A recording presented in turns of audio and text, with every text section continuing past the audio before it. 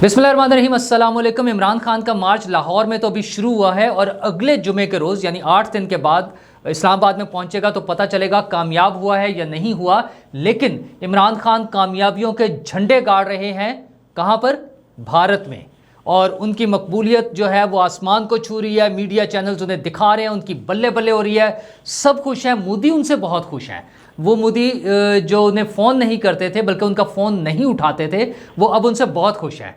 तो वो क्यों खुश हैं वो मैं अभी आपको बताता हूँ। और उसके अलावा इमरान खान के पास वो कौन से राज हैं जो वो खोलना चाहते हैं, जिसकी वो धमकियाँ दे रहे हैं, वो राज क्या हैं, उस पर हम बात कर लेंगे। और शाह महमूद कुरैशी की तलबी हो गई है ऑडियो लीक्स पे, जिसमें उन्होंने साइफर का ड्रामे की बात की है। तो वहाँ पर उन्हें क्या क्या जवाब देने पड़ेंगे, हम ये आपसे बात करेंगे। इमरान खान का मार्च आज शुरू हो गया था लिबर्टी लाहौर से, और वो फिरोजपुर रोड से गुजर रहा है और कुछ देर में अपने इख्तिताम पर पहुँच जाएगा। लाहौर वाला जो उनका इख्तिताम है वो दाता दरबार से होते हुए गामे शाह से एग्जैक्टली उनके सामने से गुजरते हुए उन्होंने वहाँ पहुँचना है आज़ादी चौक में। वहाँ उनका आज का जो ये प्रोग्राम था, आज का जो मार्च है वो ख़त्म हो जाएगा। लाहौर में उन्होंने लिबर्टी में जहाँ से स्टार्ट किया वहाँ तकरीर की, उससे पहले उन्होंने रात इंटरव्यू दिया था। और उससे पहले 27 मार्च से वो जो कार्रवाई करते आ रहे हैं, जो वो कह रहे थे मैं कार्रवाई डालूंगा, वो उसमें कामयाब हो गए हैं।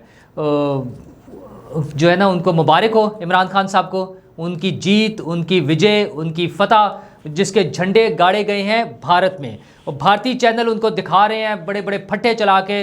और उनके साथी फयाज चौहान वहाँ पर बैठे हुए थे इंडिया टीवी पे, जहाँ पर उसका टाइटल लगा हुआ था कि पीटीआई नेता टेक्स ऑन पाक आर्मी। पीटीआई के नेता इमरान खान जो है, वैसे तो उसमें वो भी हैं आपके आज़म सवाती साहब भी चल रहे हैं साथ ना। और ये एक्सक्लूसिव इनपुट था मनोज गुप्ता का। और उस पर जहाँ पे फयाज चौहान सामने बैठे हुए स्क्रीन पे, उन्होंने कहा है कि इदारों के ख़िलाफ़ बोलने पर इमरान जो है वो भारतीय मीडिया में बहुत मकबूल हैं। और फयाज चौहान को उस एंकर ने यह भी कहा कि भारत को इमरान खान का एजेंडा मालूम है। इमरान खान आईएसआई को एक्सपोज करना चाहते हैं, इसलिए वो भारत में बहुत मकबूल हैं।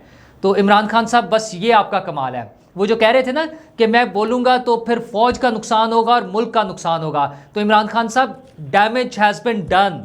आपने वो नुकसान कर दिया है जो पाकिस्तान का नुकसान आपने पहुंचाना था पाकिस्तान को। वो जो आप 27 मार्च से आपने गर्दान शुरू की हुई है कि ये फ़ौज गद्दार है, ये मीर जाफ़र हैं, ये मीर सादिक हैं, पाकिस्तान की सलामती के ख़िलाफ़ हैं, पाकिस्तान की सलामती को पेश आने वाले चैलेंज को इन्होंने रोका नहीं है, ये पाकिस्तान के ख़िलाफ़ साजिश में शामिल हो गए हैं। ये सारी बातें सारी दुनिया सुन रही है और वो बड़े खुश हो रहे हैं कि वो काम जो उनकी रॉ नहीं कर पा रही, जो उनकी फ़ौज नहीं कर पाती, उसके लिए खर्चा होगा ना, बड़ी उनके लोगों की जानों का नुकसान होगा, पैसे खर्च होंगे, सारा कुछ उसके बजाय इमरान खान साहब कर रहे हैं। अब इमरान खान साहब को इसका क्या फ़ायदा? बगैर फ़ायदे के तो वो कोई काम नहीं करते।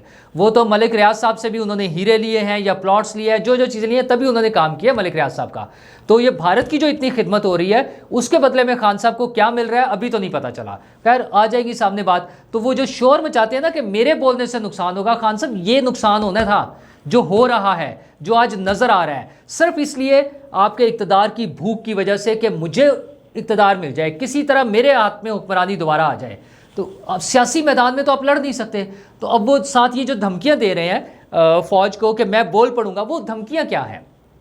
उनके पास है क्या ऐसा बताने के लिए? सबसे बड़ा राज उनके पास ये है, वो ये बता दें कि ये मुझे लेकर आए थे, ये किस तरह मुझे लेकर आए थे, तो बता दें।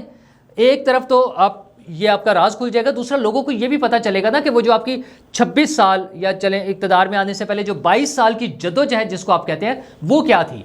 वो आप लोगों को पता चल जाएगा कि वो जद्दोजहद पब्लिक में नहीं थी, वो एक दरवाजे से दूसरे दरवाजे तक, एक जनरल से दूसरे जनरल तक, एक ऑफिसर से दूसरे ऑफिसर तक भागने की, दौड़ लगाने की, उनकी गोद में बैठने की, उनके कंधों पर सवार होने की, ये जद्दोजहद थी आपकी 22 साल की।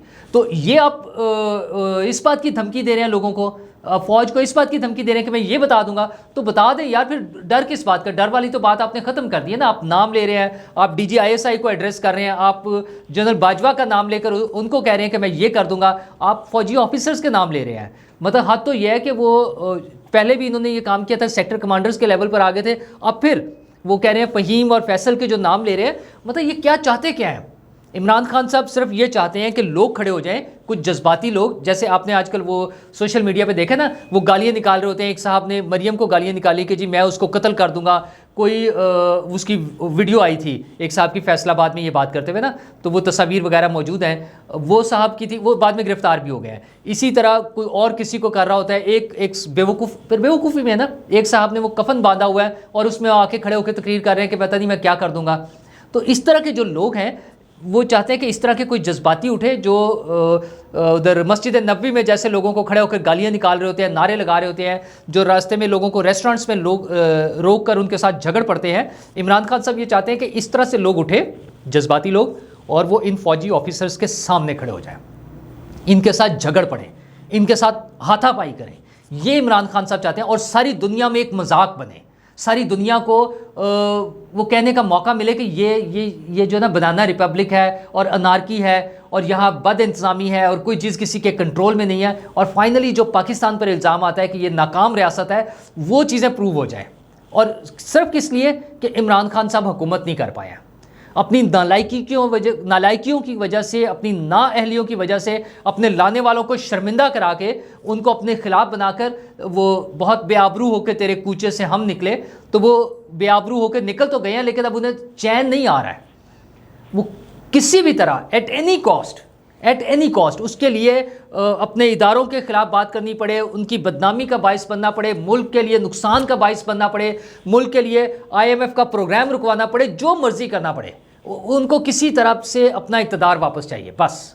तो उस काम के लिए वो अब निकल पड़े हैं, सड़क पर चल रहे हैं। लिबर्टी से चले थे, वो इधर से इछरे से होते हुए मजांग तक और उससे आगे जा रहे हैं। तो कर लें, यही तकरीरें वो करते रहेंगे अब कल तक, और आज रात तो ब्रेक दे के फिर उन्होंने कल आना है ना। तो ये सारी तकरीरें करके क्या हासिल कर रहे हैं?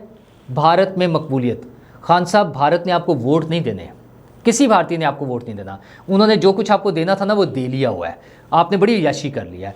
अब भारत सिर्फ आपकी इन फजूल बातों का, इन बेसरोपा बातों का, ये जो है ना पागलपने वाली बातों का फ़ायदा उठाएगा भारत सिर्फ, और वो उठा रहा है। वो अपने मीडिया में जो कुछ दिखा रहा है, वो बता रहा है कि ये कितने बेवकूफ़ और जाहिल लोग हैं जो अपने मुल्क, अपनी फ़ौज, अपने इदारों को इस तरह से बदनाम कर रहे हैं। और बदनामी भी किस वजह से? सिर्फ इसलिए कि मुझे इक़्तिदार नहीं मिल रहा। वो आज़म सवाती को नंगा करके जूते मारे गए हैं, तशद्दुद किया गया है, जिनसी तशद्दुद किया गया है, और ये पता नहीं पहली दफ़ा जिनसी तशद्दुद है, और ये तशद्दुद है जिसके निशान उन्होंने किसी चीज़ से मिटा दिए हैं। मतलब यार मजाक है ये। ऐसी चीज़ें मौजूद हैं, वो तशद्दुद करते हुए ऐसी कोशिश करते हैं, दुनिया भर में इस तरह से होता है कि उन पर निशान ना पड़े ताकि वो ट्रेस ना हो।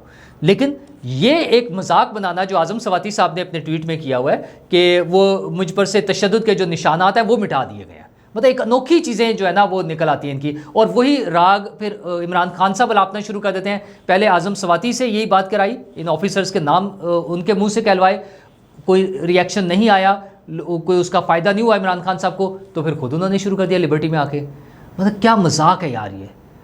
लेकिन असल मसला जो है वो है सियासी जंग और कानूनी जंग। कानूनी जंग ये है कि इमरान खान साहब को तोशा खाने का, फ़ॉरेन फंडिंग का और दीगर जो फ्रॉड और दो नंबरिए हैं उनके जवाबात देने पड़ेंगे।